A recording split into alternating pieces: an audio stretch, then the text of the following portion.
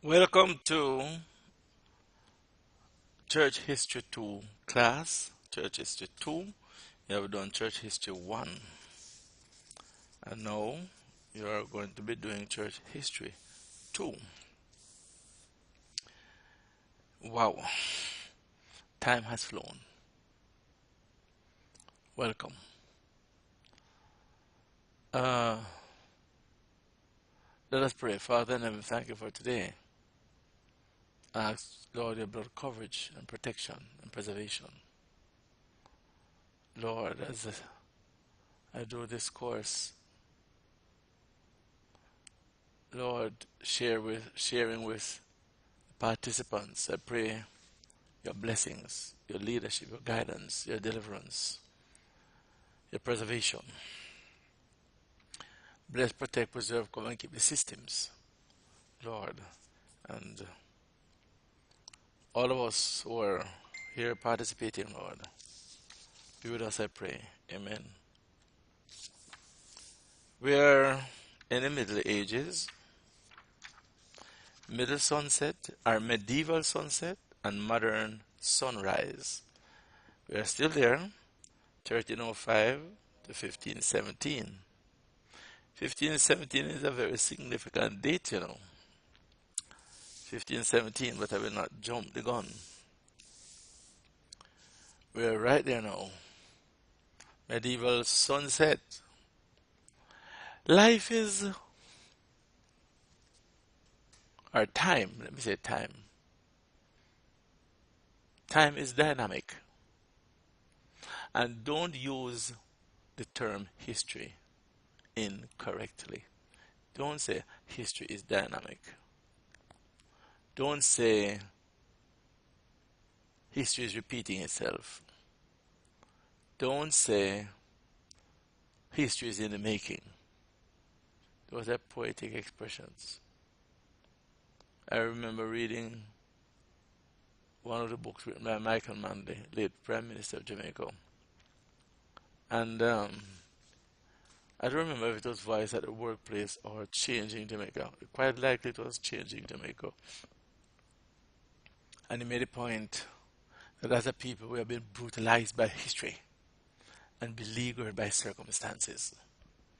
There's no way we can be brutalized by history. The dynamics of time are not synonymous with history. The dynamics of time. And time is dynamic. Things continue to change. People get new ideas and thoughts and they try them. And inventions are done and created and spread, which transform the way people live and think and operate and relate to life and see things. If we are not careful, the dynamics of time will tell people that there is no God. I mean, I know that we have always had atheism and philosophies to that effect, but I'm not talking about the onslaught of atheism as such. I'm talking about the dynamics that make people rational and they reason things out and they don't accept what they can't see. And they tend to think that they are their own boss and they're in control of things. And they don't need any higher power. That's what I'm talking about. So if you have a book, Christianity Through the Centuries, A History of the Christian Church, by Earl E. Cairns, I wanted to turn with me to chapter 24. If you don't have a copy, I encourage you to get a copy. The return to the scriptures did not begin with such leaders of the Reformation as Martin Luther and John Calvin. Did not. There were early attempts to halt the decline in papal prestige and power by reforms of various kinds. Or it did not begin with them. Not that they were not a part of the movement, but that movement did not start with them. They gave it momentum.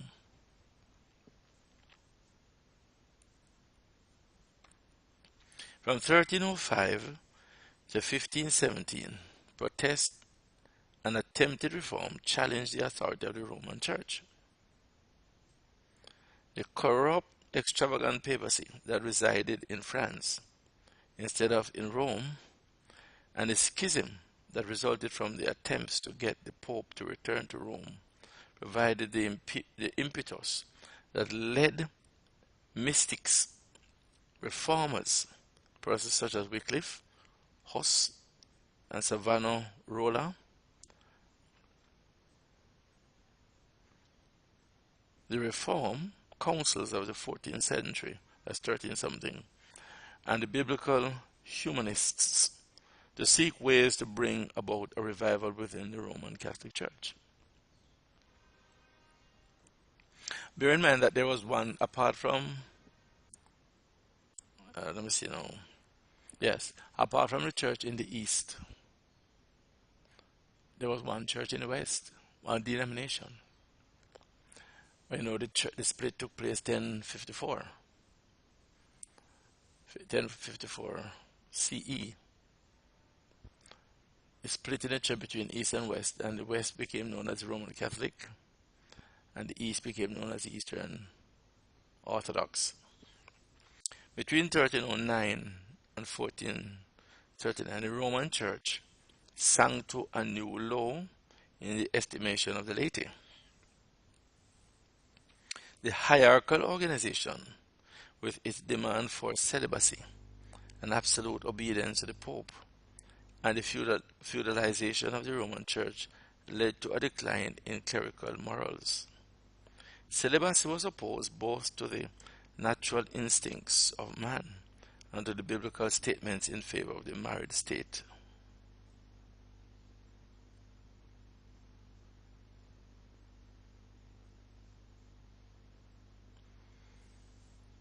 Many priests took concubines or indulged in illicit love affairs with women in their congregations.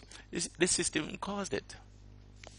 You are telling mature men, young men, not to marry, not to have sex. Because if sex is to be had in the context of marriage. So if you are saying don't get married, you are saying don't have sex. What do they do with the sex drive? And it is not biblical. You should not. It's not biblical. Not biblical at all.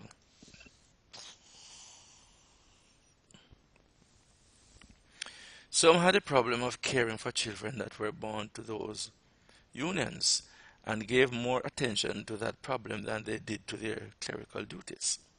Others, especially during the Renaissance, enjoyed luxurious living. Feudalism was still a problem because the dual allegiance to the Pope and the feudal lord created a division of interest in many cases.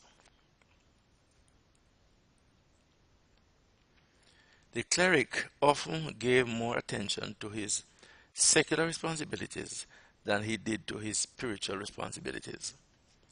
Generally, the spiritual will suffer. Because if you are employed somewhere, if you're employed, say you're a teacher, you have to give maximum. But what? You're going to delegate the church responsibilities to deacons and lay people, and they are not pastors. And I can understand why pastors have to work today, because what they get can't keep them, can't take care of their families, can't send the children to school. Don't tell me that God will provide. And I'm not saying, I don't want to sound as if I'm irreverent. God, I'm making the point, God provides through people, through his people. But it's the people have a way not to obey and not to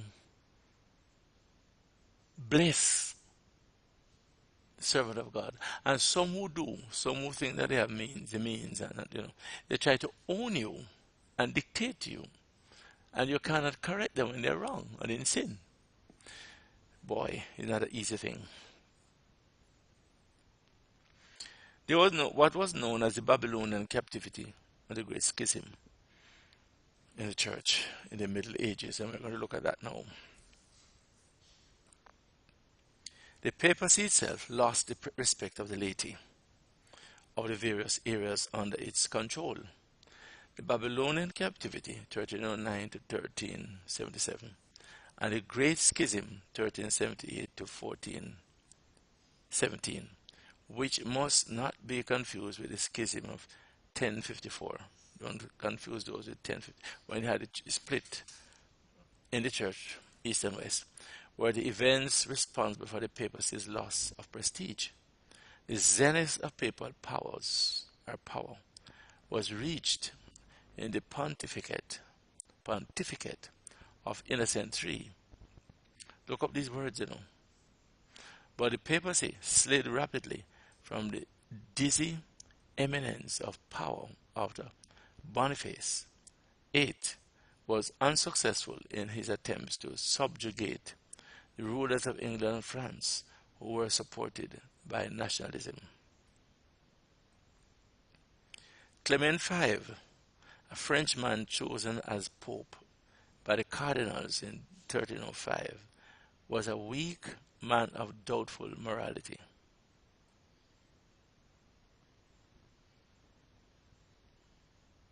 Soon falling under the influence of the French king, he moved to France in 1305 from Rome and to Avignon in 1309. In the eyes of the people of Europe, this put the Pope under French control, even though Avignon was not technically French territory, except for a brief period between 1367 and 1370. The papal residence was maintained at Avignon until 1377 and was dominated by strong French kings. The godly mystic Catherine of Siena strongly pressed Gregory X to return to Rome to restore order there and to regain prestige for the papacy as an independent international authority.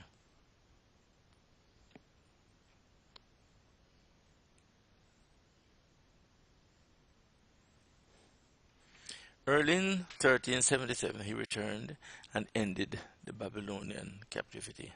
That's what is meant by the Babylonian captivity, the fact that the Pope left Rome, or that the Pope was not in Rome. Rome is in Italy, but was somewhere else. When Gregory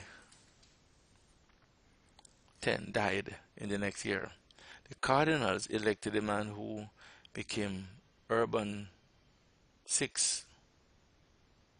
Urban's bad temper and arrogant manner soon won him their enmity, and they elected Clement VII in 1378. Clement dutifully removed the capital to Avignon for the second time, thus beginning Great Schism. Both men elected by the same body of cardinals claimed to be the legitimate pope and the true successor to Peter. This forced the people of Europe into the dilemma of papal allegiance. Papal is from the word pope, like papacy.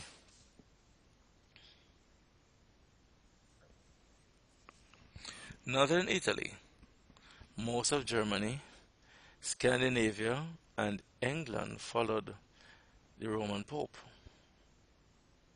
France, Spain, Scotland, and southern Italy gave allegiance to the Pope at Avignon. This schism continued until it was resolved early in the next century by the reforming councils. The captivity and the Great Schism strengthened the rising glamour for reform within the Roman Church. So there were certain dynamics at work. to force the Reformation. So that is the Babylonian captivity. We come now to papal taxation. Papal taxation to support two papal courts became an onerous burden to the people of Europe. Papal income was made up of income from the papal estates, tithes which the faithful paid, annates, which was the payment of the first year's salary by a church official to the Pope, the right of prevenance by which churchmen and their constituents had to pay the Pope's traveling expenses while he was in their area, the right of spoil by which the personal property of the uh, cleric upper clergy went to the Pope upon their death. Peter's pence, which was paid annually by the laity in many lands, and income from vacant offices as well as numerous fees. The now powerful rulers of national states and the strong middle class that supported them resented the drain of wealth from the national treasury to the papal treasury. The now powerful rulers of national states and the strong middle class that supported them resented the drain of wealth from the national treasury to the papal treasury, because there were so many different collections.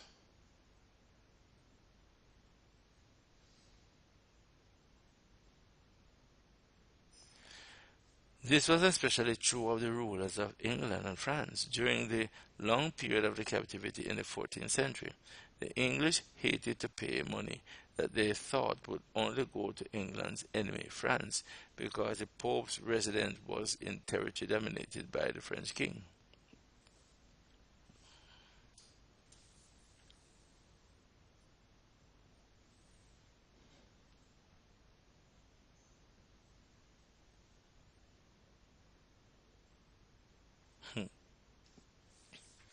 Politics,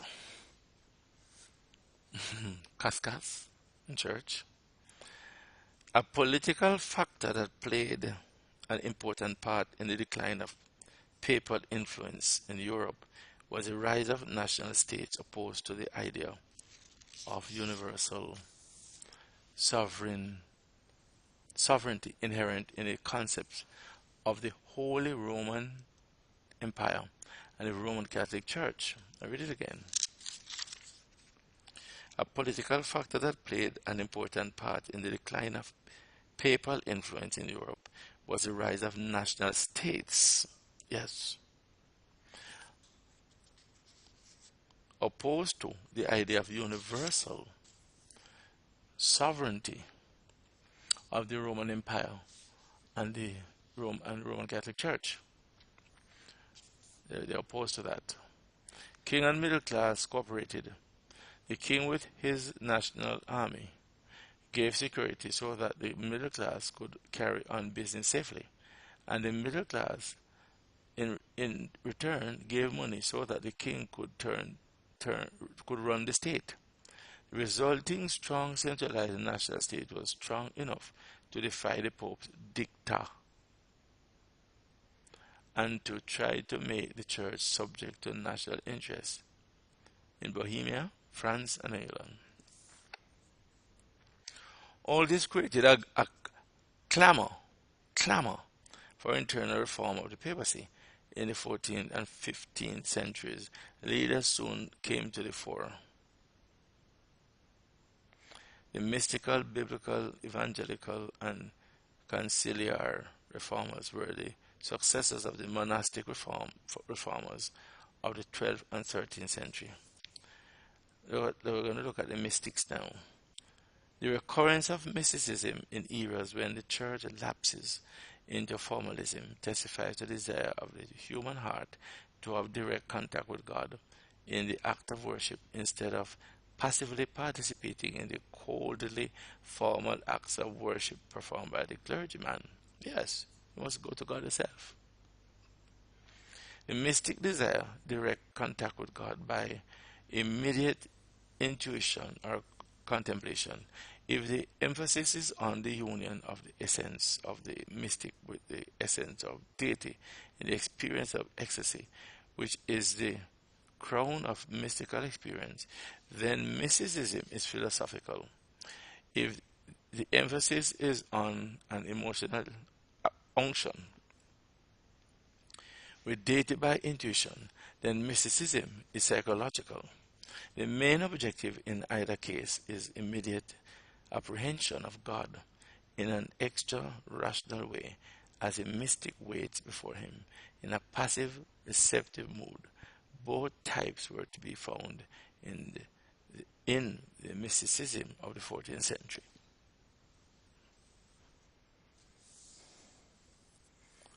The mystics, and now we're going to look at causes for the rise of mysticism. Scholasticism contributed to the rise of mysticism because it emphasized reason at the expense of man's emotional nature. Mysticism was a reaction against this rationalistic tendency. Movements emphasizing the subjective aspects of man's relation to God usually come as a reaction to movements that emphasize the intellectual aspect. In a similar manner, Pietism was to follow the period of cold orthodoxy in the Lutheranism of the 17th century. Scholastic nominalism led to an emphasis on the individual as a source of reality and on experience as a way to gain knowledge. In this way, one wing of nominalistic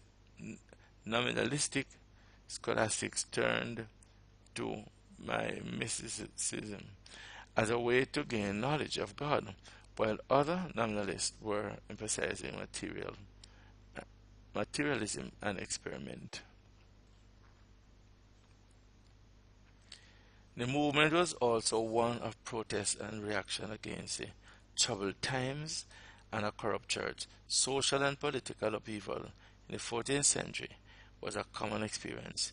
The Black Death in 1348 to 1349 took away by painful death over one-third of the population in some urban areas.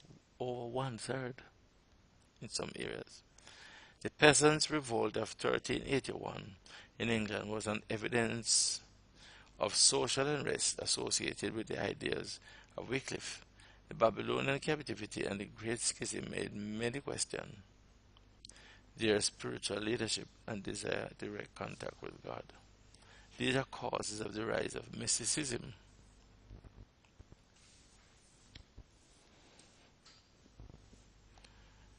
The mystics of this era fall into two major groups, the Latin and the Teutonic mystics. The Latin mystics, having a more emotional outlook on life than the Teutons, emphasize mysticism as a personal emotional experience of Christ. Such an emphasis had been true of Bernard of Clairvaux in the 12th century. He had emphasized a oneness of will and affection with God rather than any oneness of essence. Most of the Teutonic mystics stress a more philosophical approach to God, which in the case of the Mr. Eckhart led to a kind of pantheism.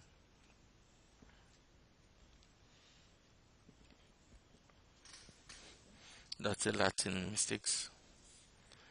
Catherine of Siena represented Latin mysticism at its best. She firmly believed that God spoke to her in visions, and she always seemed to use these visions to good practical ends. It was she who fearlessly denounced clerical evils, and who, in the name of God, was able in 1376 to persuade Gregory X to return to Rome from Avignon. Her courage led her to oppose sin even in the papacy.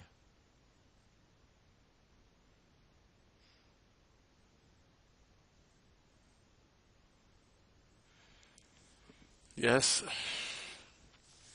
the mystical movement in Germany centered in the Dominican order. Mr.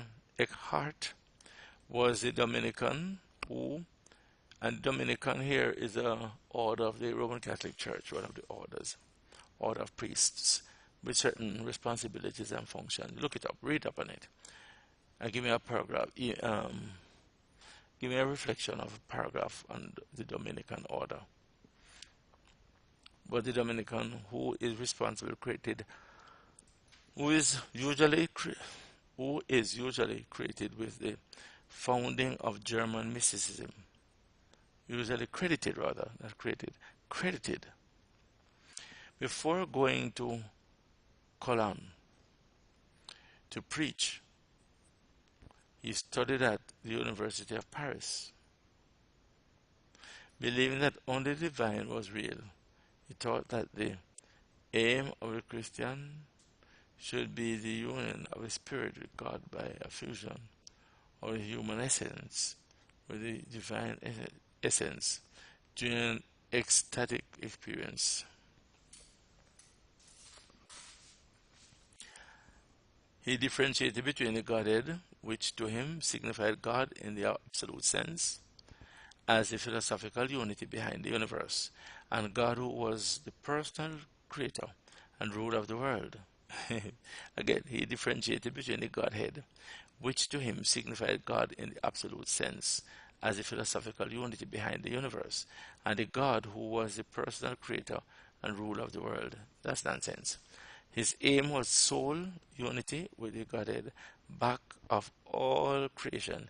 He is reputed to have said, God must become I, and I God.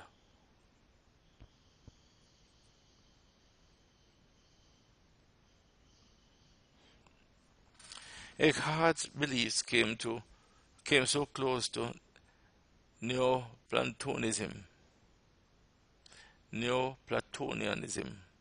that charges of pantheism were brought against him, and his views were condemned as pantheistic in a papal bull issued after his death. A group of Dominicans known as the Friends of God carried on the tradition of Eckhart's teaching.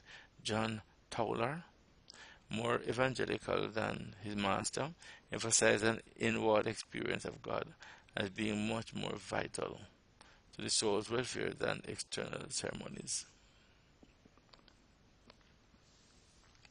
He was associated with the Friends of God, who made their headquarters in the Rhine Valley. Heinrich Suso was a poet of the group and expressed mystical ideas similar to those of Eckhart in poetical form. The movement in the Netherlands, known as the Devotio Moderna, or the Brethren of the Common Life, which had its main center at Deventer, was a much more practical and certainly less pantheistic expression of lay mysticism than the Friends of God movement. John of Ruysbroek, who had come under the influence of Eckhart's writing, and who knew some of the Friends of God influenced the mystical movement in Holland. He helped Gerald Goetz to emphasize that New Testament in the development, or the mystics especially.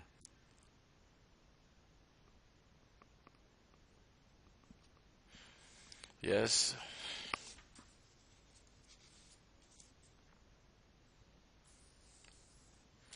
We're going to look at the consequences of the rise of mysticism.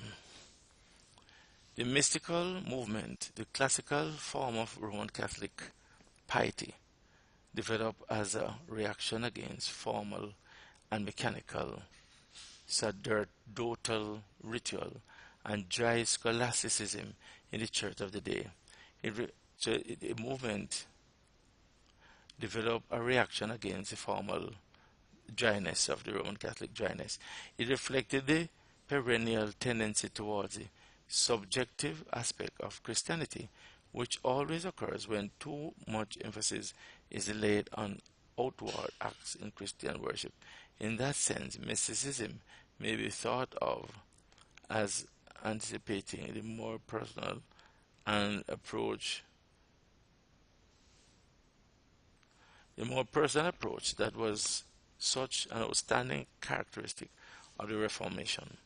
Tendencies to substitute a subjective inner authority for the Bible and to minimize doctrine were some of the dangers in such movement.